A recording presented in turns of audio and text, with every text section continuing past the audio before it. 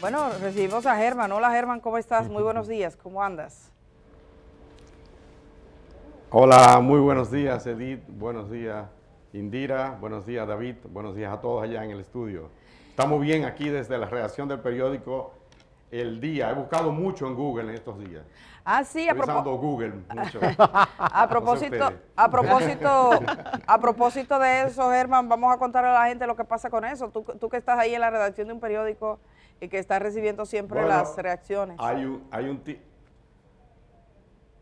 tirijala entre Leonel Fernández y Abinader, una lucha entre presidentes, una lucha googleiana, porque el día anterior Leonel Fernández había dicho que el presidente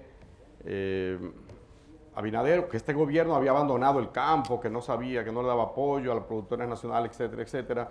A lo cual Abinader ripostó al día siguiente, es decir, ayer, diciendo que no, o antes de ayer, que quien había, que si se hacía una búsqueda en Google, se podía encontrar fácilmente cuál era la condición, la inflación que hubo y la baja en la producción nacional.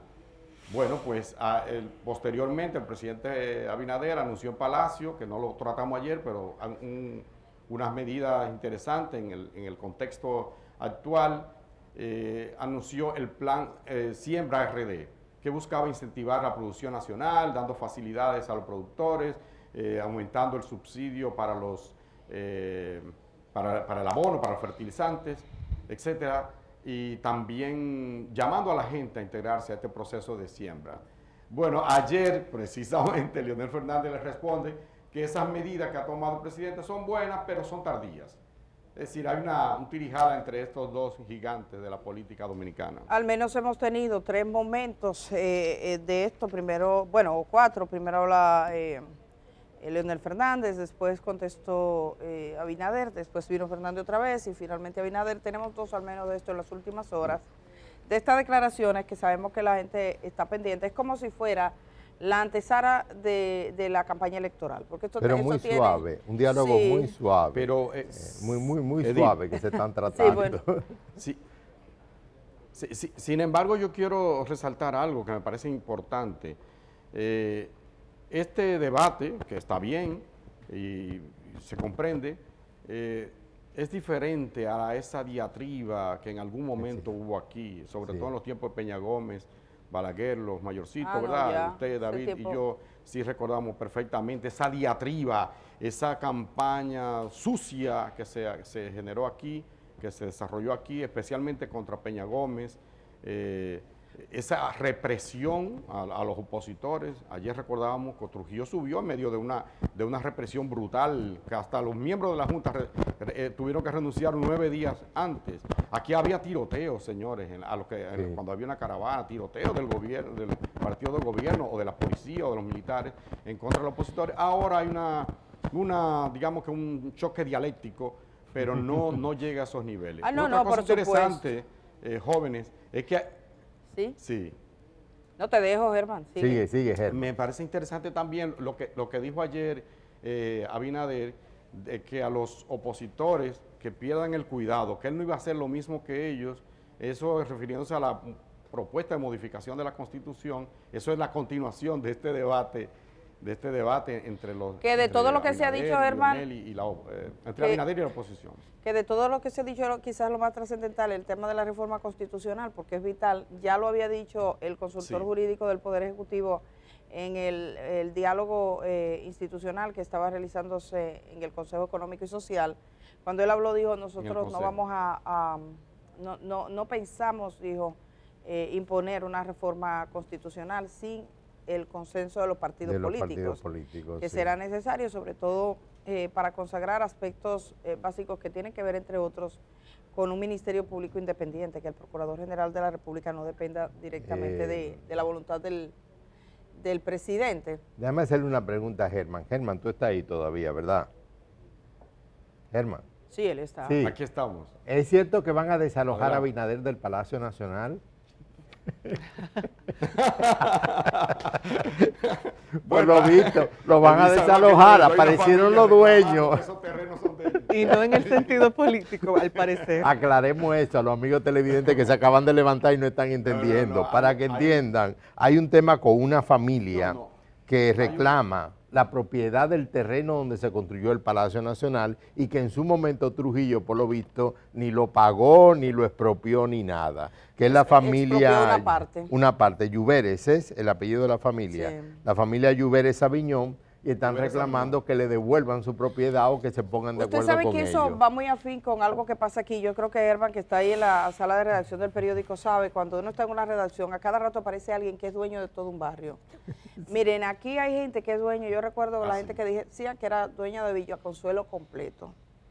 Aquí Del se ensanche puso- Luperón se ha hablado. exacto. No, nada que decir de la familia aquella que reclama la fortuna infinita, que no se puede mencionar. No. Pero, sí, porque se ponen muy guapos con uno cuando uno lo menciona.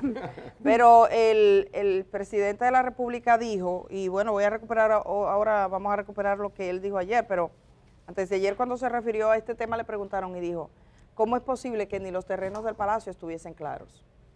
Él decía, ¿cómo es posible? O sea, que el Estado Dominicano nunca se haya ocupado de formalizar, de tener formalizado el tema de la propiedad de los terrenos del Palacio Nacional. Obviamente eso sabemos que ahí no va a pasar nada y no se trata de un desalojo a Abinader, se trata de un desalojo a la casa del pueblo, ¿sí? Porque es importante, porque hay gente que llega al Palacio y piensa que es su casa. Sí. La casa siempre, sí, yo recuerdo en un gobierno, un periodista que iba y alguien le dijo, no, ¿por qué hace ese periodista aquí? Esa es la casa Del la pueblo casa del pueblo, dominicano. el Palacio Nacional es la casa del pueblo, aunque el pueblo quizás no tenga tanta oportunidad de ir, pero siempre pasará un gobierno, vendrá otro. Trujillo pensaba que era la suya. Y finalmente no, esa es la casa del pueblo dominicano. Lo que se alega, que no sepamos. Edith, lo que se alega en este caso es, bueno, José Ignacio Paliza, perdón, él pues informó que hay una parte del terreno en el que se ubica el palacio que no cuenta con título. Entonces sería bueno que tal vez las autoridades aclaren si el palacio, el terreno en el que está el palacio tiene título o si es una parte de ese terreno.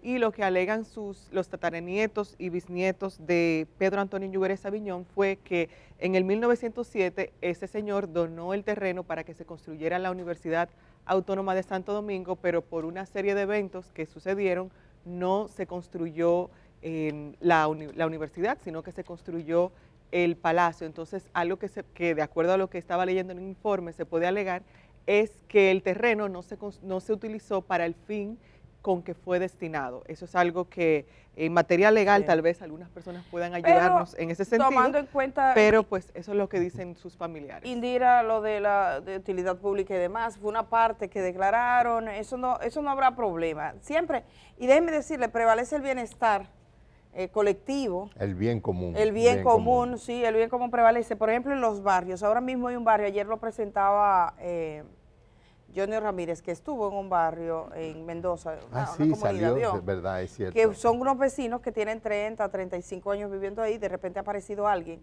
que me dicen apareció en el otro gobierno del PRD. Entonces la gente dice, oh, pero cada vez que viene algo parecido al PRD, entonces aparece un dueño. Sí, la gente está mirando eso, dicen que apareció en esa época. Yo no sé si tiene algo que ver, pero después de 24 años volvió y reaparece la idea.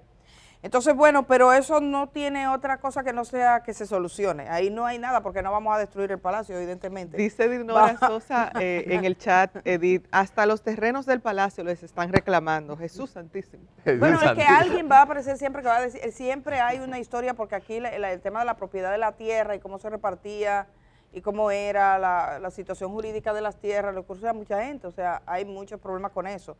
Pero miren, habría que preguntar, perdón, ¿el Pico Duarte estamos seguros que es nuestro? No, es que no, eso de bien Yo por bromear. Eso no va a pasar más de ahí, David, olvídese. Bueno, y ellos están diciendo que quieren una placa, se le pondría la placa. La placa. Pero, no sé, me parece que al final ese diálogo termina un poco más allá, porque lo de la placa es sencillo. Claro. Vamos, sí, ya no, una placa no va a dar tantos titulares, o sea, eso lo resuelve más rápido. Vamos a ir vamos a ir un momentito a Colombia, porque ayer se comunicó que había un grupo de personas que fue arrestada en Colombia, que están vinculados al negocio del narcotráfico y se le tiene como de alto perfil. Esto fue porque Colombia está investigando un caso que hoy Indira va a tratar aquí con un periodista paraguayo, el asesinato en Paraguay de un fiscal que está dedicado a investigar grandes crímenes y entre otros crímenes investigaba una banda que tiene raíces en Brasil y entonces apresaron al que es piloto de esa banda ahora en Colombia. Entonces, ¿qué nos llamó la atención de esto? Bueno, que hicieron referencia a República Dominicana. No solo es que hay un dominicano que fue arrestado, es que dice que dentro de los negocios que han identificado en esta operación, hay uno que se estaría realizando en República Dominicana. Okay. No tenemos más datos, pero vamos a ver este video. Lo he buscado directamente de la policía de Colombia. Cuando vi que había un dominicano, dijo, déjame ir, porque en Colombia la policía suele dar sus informaciones con un documento público grabado como este. Así que vamos a verlo. La Policía Nacional en los últimos días ha capturado a 17 personas con fines de extradición. 14 colombianos, 2 italianos, dominicano, un albanés y un holandés. Estas personas están siendo requeridas por diferentes países por delitos relacionados con coordinar, recibir, entregar, almacenar estupefacientes, específicamente cocaína. De igual manera por extorsión y otros delitos menores. La droga era enviada a esos países a través de barcos de carga, vehículos con caleta, con ocultamiento de cocaína en alimentos, equipos de farmacia, materiales de construcción y otras modalidades de ocultamiento. De destacar, dentro de estas organizaciones, de las cuales fueron capturadas, hay delincuentes que pertenecían a los Brunos de Perú, al clan Rocha de Brasil. De los delincuentes capturados dentro de ese clan, tenemos evidencia, y lo que nos ha dicho Interpol, es que lavarían dineros con Paraguay. Estamos verificando los alcances de ese lavado precisamente con el Paraguay. De igual manera, con el grupo NL de Holanda, la 'Ndrangheta de Italia y una red de estupefacientes con República Dominicana. Un trabajo articulado con las policías. Bueno, ahí están viendo ustedes, o sea, una operación que incluye algún tipo de negocio, dice, de estupefacientes con República Dominicana de drogas. Así que no tenemos más detalles sobre esto, sería necesario verificar con las autoridades dominicanas, que supongo han sido informadas, pero como esto se conoció en el día de ayer, tiene relevancia.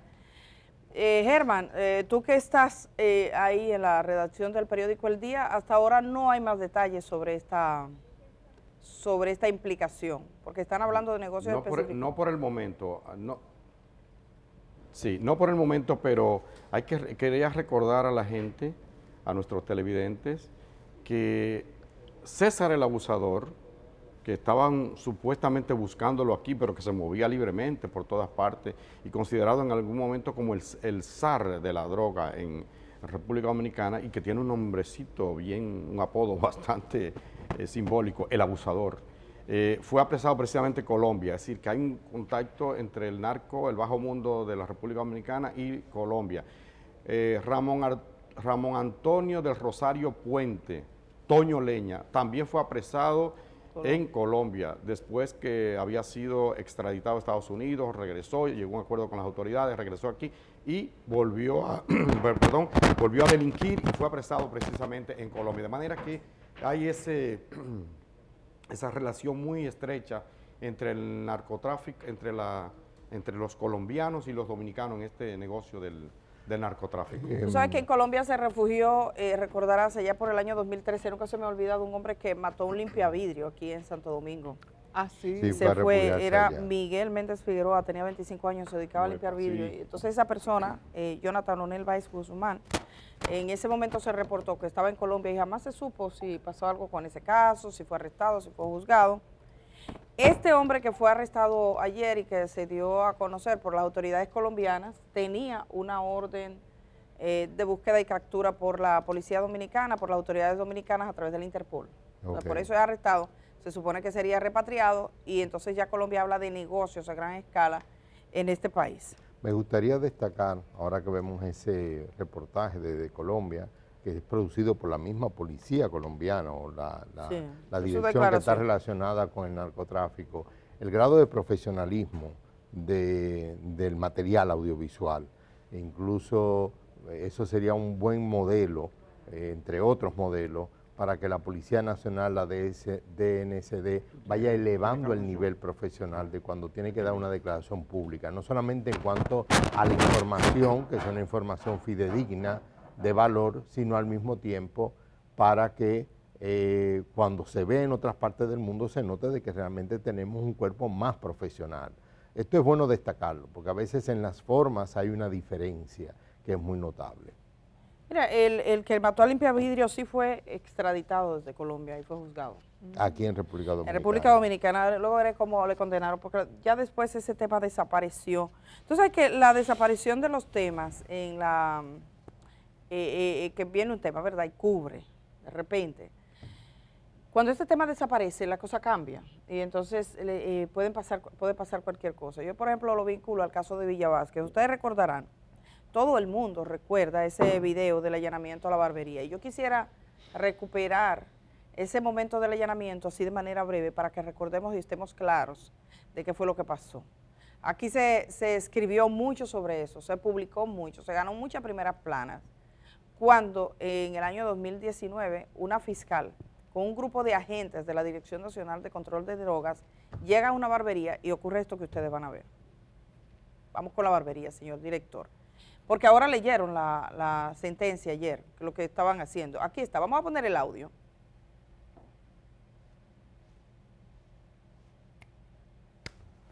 Bueno, no tiene el audio, es una pena, porque realmente, miren ahí, ellos están haciendo la revisión, el joven va narrando lo que ellos hacen, y hay un momento en que se ve cuando van lanzando, vamos a ver, ustedes verán, lanza en un zafacón, así como a la franca, a la clara, miren ese, miren allá, a la puerta, miren, taquiti, así como que la gente es loca. Wow. Entonces, a eso se le hizo informe forense, debo decirle, hubo análisis forense, marihuana, figura en la sentencia, o sea, sí que figura en la sentencia, en la decisión. Pero, ¿qué pasó? Ese proceso ha durado todo este tiempo, unos 2 años. Al principio se le conoció medida de coerción, se envió a prisión, mucha gente dio testimonio sobre los abusos, sobre todo de la fiscal, que ahora se quejó ella de que su nombre lo han echado por tierra, dijo en el tribunal, porque ella habló conforme al texto de la sentencia que estuve leyendo en el día de ayer. Lo que se ha conocido ahora es el juicio en primera instancia. Se conoció el juicio, un juicio donde República Dominicana sienta, ahora lo tenemos, ahí escuchamos el audio. Sí, ahora lo tenemos con audio, pero vamos a adelantar un poquito más, señor director, porque ahí comienza, todavía no llegan ellos para cuando llegue ese momento. Pues sí, lo que se conoció fue el juicio en primera instancia, y para sorpresa, yo creo que hasta del mismo Ministerio Público, y es obvio que fue sorpresa para la gente de la Procuraduría, porque la Procuradora General de la República ha ordenado una investigación. Si hubiese sido una decisión que se le comunica a la Procuraduría, no hay nada que investigar. Se presenta a este señor, que es el procurador de corte, y comienza a litigar, comienza a decir, bueno, renuncia a los testigos, pide una testigo a la que interroga, después pide que se dé orden de conducencia contra otro, y finalmente dice, no señor, ya esto aquí no pasó nada, y nosotros no tenemos pruebas, nosotros renunciamos, estamos retirando la acusación. Es un caso importante. ¿Cómo se hace eso así nomás? Vamos a ver la decisión, porque al principio se dijo que los jueces habían descargado. Debo decir que en la constancia, en la misma sentencia, cuando usted lee la sentencia al final, en ningún momento habla de descargo de esos agentes que ustedes ven ahí. Hay un descargo con respecto a un punto que le declara que no es culpable o que no se pudo demostrar, el único que ese fiscal sostuvo, que era el tema de las armas o la posesión de armas supuestamente de la fiscal, pero que fueron 2 armas incautadas en un vehículo que no era de ella, y hubo muchos problemas con la testigo, que era otra fiscal. El mismo tribunal lo dice, le hicimos preguntas que no supieron contestar, le hicimos 8 o 7 preguntas, y van citando las preguntas que no fueron respondidas, y los jueces no tenían elementos como para decir, vamos a condenar a esta mujer por ese único cargo que se sostuvo. Ayer estuvo Rosa Iris en el tribunal, que es corresponsal de Telenoticias, y entonces este fue el dispositivo, la parte donde dan lectura a la decisión. Hemos incluido 2 partes. Primero, ¿cómo fue que se retiró El Ministerio Público, representada por ese señor, aunque no le guste, ese señor estaba actuando en nombre del Ministerio Público y retiró la acusación y el momento de la sentencia misma para que vean el dispositivo final de la sentencia. Esto es el fallo. El fallo, tenemos que tener ese fallo, aquí está, que es la página correspondiente al momento en que se da la sentencia, por favor. No sé si lo podemos tener. Vamos, si no, hay una situación, debo decir, en esta sentencia que una de las interrogadas, que figura como testigo, que es fiscal, cuando la otra fiscal, que ya no lo es, dice su testimonio, por cierto, ella culpa al ex procurador general de la República, Jean Alain Rodríguez, dice que Jean Alain Rodríguez fue que le hizo la vida difícil, pero realmente fue ese allanamiento, que fue grabado. O sea, eso en ninguna parte del mundo, aquí, eso se ha tomado como si fuera una comedia. Entonces, realmente fue ese momento. Ella dice, la única que me acompañó fue tal fiscal, y es justo la que era testigo, yo no entendí eso. Vamos a ver el momento en el que la secretaria de ese tribunal, el colegiado de Montecristi, lee el dispositivo de la sentencia, incluyendo el retiro de la acusación por parte del Ministerio Público.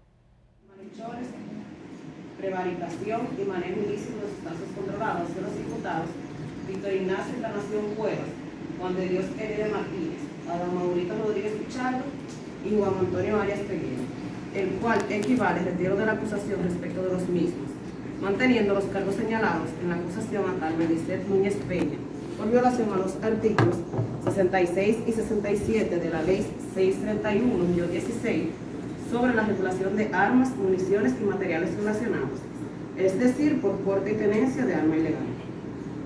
Manifestando el Ministerio Público que ante el plenario que no contaba con los elementos de prueba con los cuales pretendía probar la acusación, es decir, que los elementos de prueba no eran suficientes para probar que los imputados eran autores o cómplices de los hechos puestos a su cargo, dado que las víctimas y los testigos no tenían interés en continuar.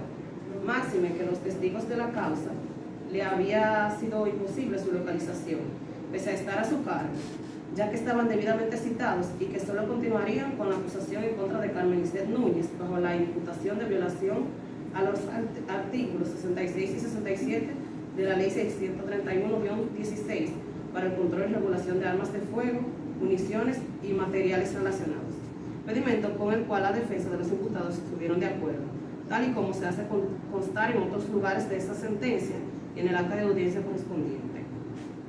En esta misma tesitura debemos indicar que el artículo 15 de la Ley 133-11, orgánica del Ministerio Público, precisa lo siguiente: principio de objetividad.